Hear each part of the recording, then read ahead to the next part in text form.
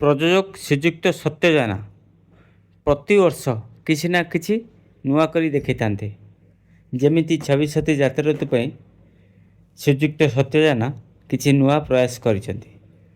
ନୂଆ ପ୍ରୟାସ ତ ଆପଣମାନେ ଦେଖୁଛନ୍ତି। ସମସ୍ତଙ୍କ ଗେଟ୍ରେ କଳାକାରଙ୍କ ଫଟୋ ଲାଗିଥାଏ। ବର୍ଷ ଶ୍ରୀଯୁକ୍ତ ସତ୍ୟ ଜେନା କିଛି ନୂଆ କରିଛନ୍ତି, କିଛି ଭିନ୍ନ କରିଛନ୍ତି। ନା ଆଗରୁ ଯାତ୍ରା କେବେ ହେଇଥିଲା, ପ୍ରଥମ ନା ଆଗରୁ କେବେ ହେଇଥିଲା, ଏଥର ନୂଆ ଆରମ୍ଭ କରିଛନ୍ତି ସତ୍ୟ ଜେନା। ତାଙ୍କ ଦେଖା ଦେଖି ଦେଖିବେ ସବୁ ଯାତ୍ରାପାଟି କରିବେ।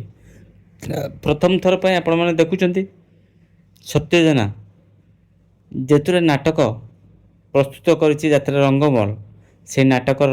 ସେ ନାଟକକୁ ରଚନା କିଏ କରିଛନ୍ତି, ନିର୍ଦ୍ଦେଶନା କିଏ ଦେଇଛନ୍ତି, ସଙ୍ଗୀତ କିଏ ଦେଇଛନ୍ତି, ମାନେ ଟୋଟାଲ ସେମାନଙ୍କର ଫଟୋ ମରା ହେଇଛି।